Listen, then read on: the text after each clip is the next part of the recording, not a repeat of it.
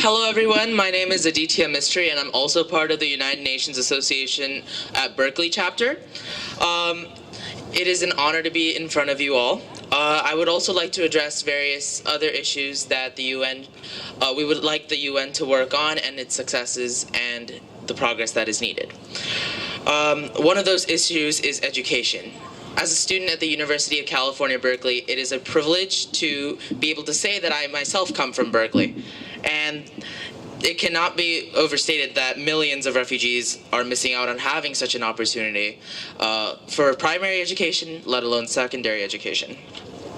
The right to education has become another casualty of war and poverty, and it's important that we prioritize our needs towards reducing the cost of materials and books and recognizing education as wholly as a human right and a prerogative afforded to everyone regardless of their background.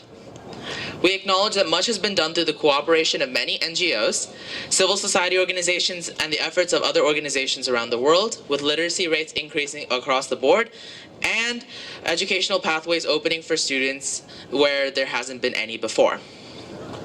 However, the fight must go on.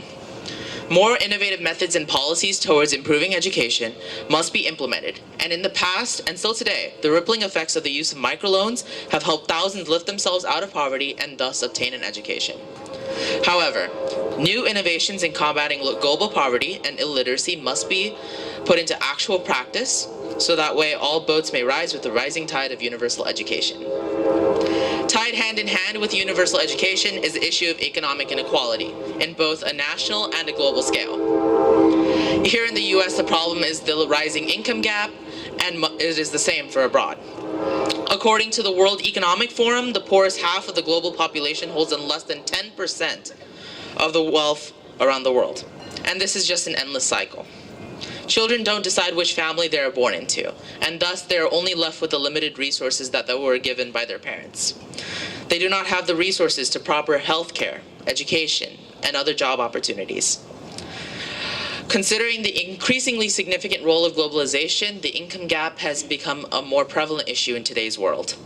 If we, as a united country bloc, discuss and implement an agenda of intervention that promotes equitable access to resources, services, job opportunities, education, and market growth, we could begin with a steady turnaround in distribution, higher standards of living, people landing well-paid jobs to support their families, and an accessible education and materials that prepare children for their professional career. With more talent in the workforce and more resources distributed to underprivileged areas, we would only see the upward surge in output and growth of the global economy, a growth that will surely benefit everyone.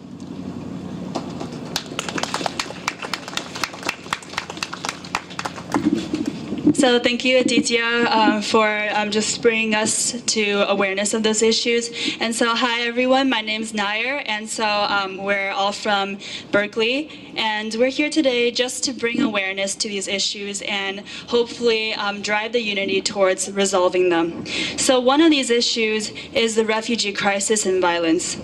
With some of the most frightful wars behind us, many of us believe that it's just our grandparents and our parents that have been through the tribulations and violence of bloodshed. But to other parts of the world, this nightmare is a living reality. Syria, Iraq, South Sudan, and Afghanistan, just to name a few.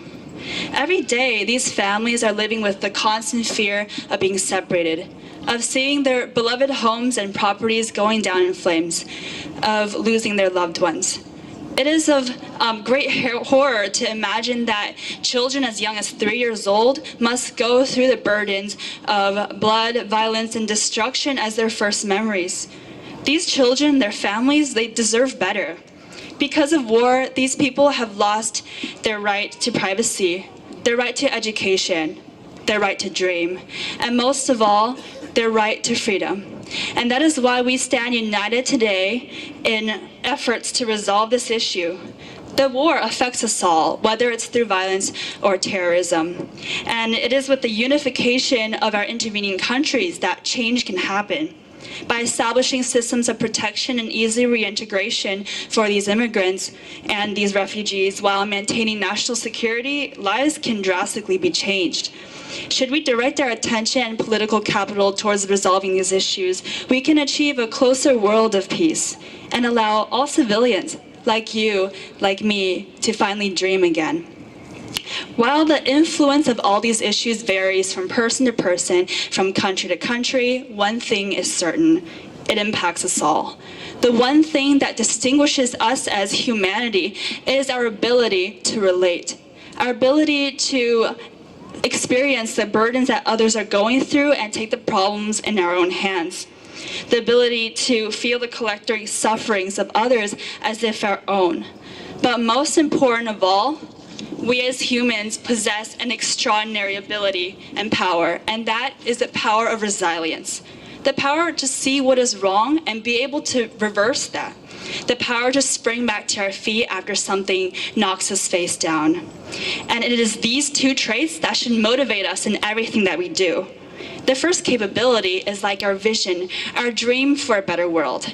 And the second, that is our action, using our feet, our hands, our minds to actively bring a mark of change to this world and the lives of those around us. With these two powers and an undying grit to succeed, there really is no barrier that stands in our way towards international peace. I mean, it's just like the refugees who crossed the Mediterranean to live new lives. We will dare to achieve our dreams. And like the Syrian white hats who every day risk their lives just to go through the rubbles of buildings to rescue the life of a single baby. And like the NGO workers who work tirelessly through the crisis regions all across the world, we must dare to be brave enough. Brave enough to put plan into action and hope into results. Thank you.